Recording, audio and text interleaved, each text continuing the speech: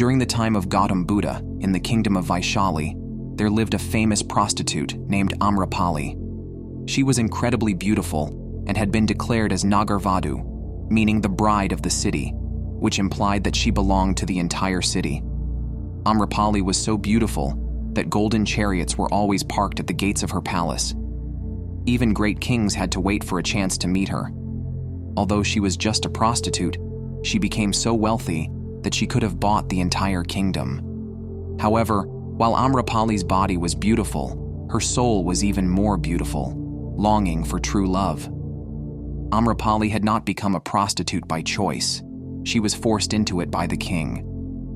Amrapali often pretended to love her clients because she was paid to do so, but deep inside, she hated them.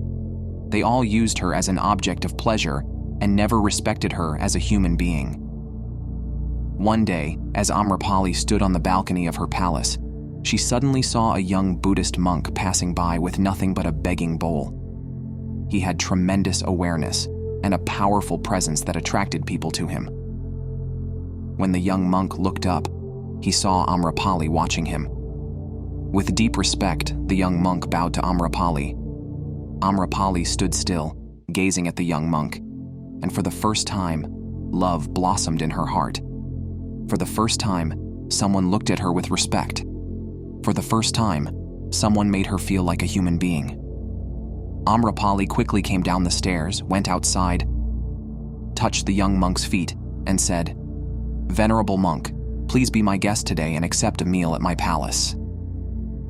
Amrapali added, "Please do not refuse my invitation because this is the first time I have ever invited anyone. Thousands of times I have been invited by kings and emperors, but I have never invited anyone myself.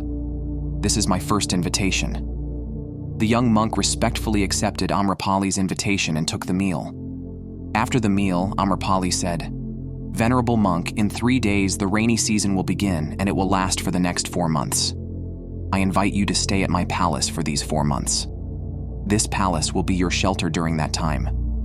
I assure you that I will not disturb your meditation in any way. Instead, I will do everything I can to make it easier for you." The young monk replied, "Please forgive me, but I cannot make this decision on my own. I will ask the Buddha about your proposal. If he permits, then I will stay in your palace."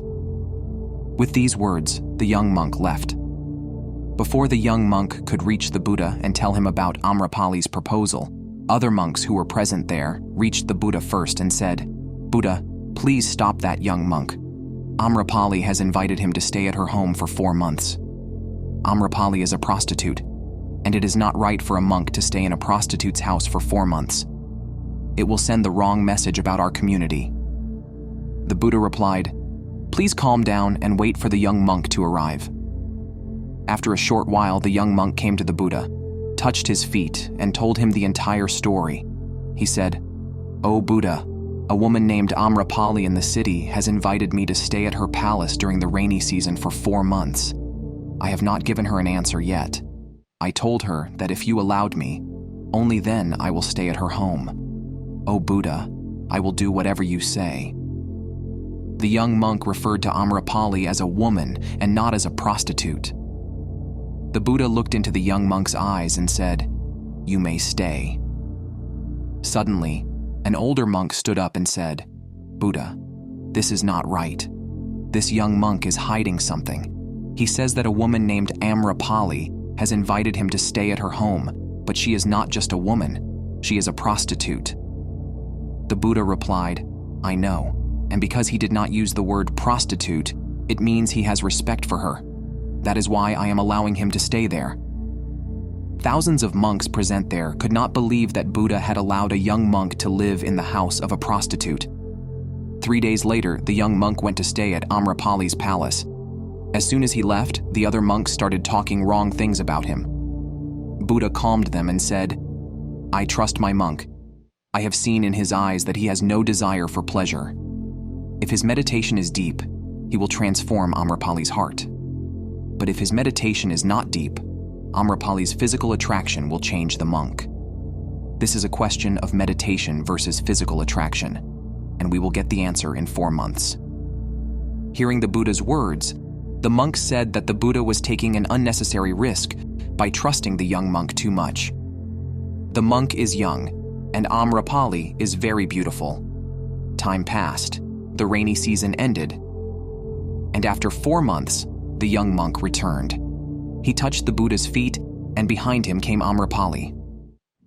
The young monk introduced Amrapali to the Buddha and said, "O Buddha, this is Amrapali, and she wishes to take refuge under you. She is a remarkable woman, not only beautiful, but also as pure in soul as you can imagine." Amrapali touched the Buddha's feet and said, "At first, I fell in love with this young monk at first sight. I tried many times to attract him with my beauty, but I completely failed. Instead, this young monk made me aware of meditation and made me realize that real life is not in pleasure, but in meditation.